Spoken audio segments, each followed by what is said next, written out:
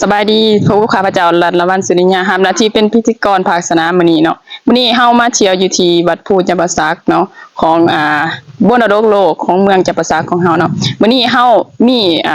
ผู้นำฝั่งลาวเนาะที่ว่าเพิ่นร่วมท่องเที่ยวมื้อนี้เนาะเฮาจะมาถามความรู้สึกด้วยความประทับใจที่ว่าเพิ่นได้มาท่องเที่ยวกับบริษัทพาสโกของเฮาในมื้อนี้เนาะว่าเป็นแบบใดเนาะสบายดีเจ้าสบายดีโดยแนะนำชื่อหน่อยเจ้า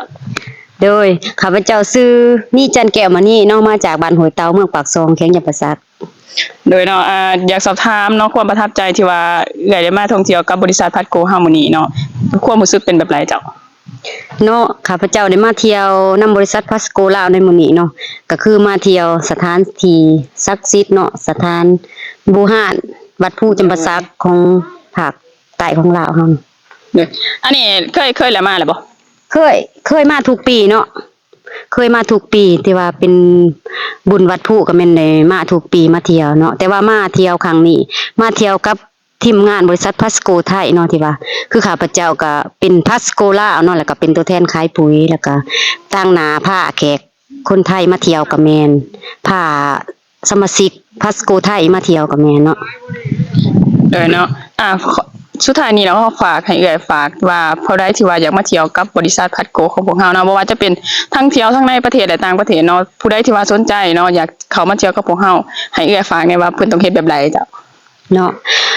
ก็ขอฝากขอเชิญชวนพ่อแม่พี่น้องหรือว่าหมู่เพื่อนที่ว่าอยากมาเที่ยวนำบริษัทพาสโกลาวเนาะแล้วก็ติดต่อข้าพเจ้าได้การมาเที่ยวในประเทศลาวหรือว่าสิในประเทศไทยหรือว่าในต่างประเทศก็เฮาเฮ็ดโปรเขามาง่ายๆก็คือซื้อปุ๋ยไปใส่สวนเนาะแล้วก็บริษัทเพิ่นก็มีโปรให้เฮาเที่ยวฟรีกินฟรีอยู่ฟรีเนาะขอเชิญชวนพ่อแม่พี่น้องหมู่เพื่อนเด้อมาเที่ยวนำข้าพเจ้าเนาะขอฝากอีกเรื่องนึงเนาะว่าผู้ใดที่ว่าสนใจเนาะเรื่องปุ๋ยที่ว่าอยากใส่กาแฟหรือว่าใส่สวนมันหรือว่าสวนอีหยังต่างๆเนาะให้เอื้อยฝากแล้วก็ติดต่อ2ทางใดแหน่ได้เจ้าเนาะถ้าว่าผู้ใดสนใจเนาะอยากซื้อปุ๋ยเนาะไปใส่สวนไปใส่หน้าใส่เขาใส่มันใส่หยังก็ติดต่อทางข้าพเจ้าเนาะนี่จันแก้วมานี่หรือว่า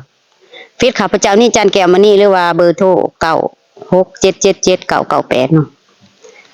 โดยเนาะถ้าว่าผู้ใดสนใจสามารถติดต่อเพิ่นได้เนาะแล้วถ้าว่าสถานที่ต่อไปหรือว่า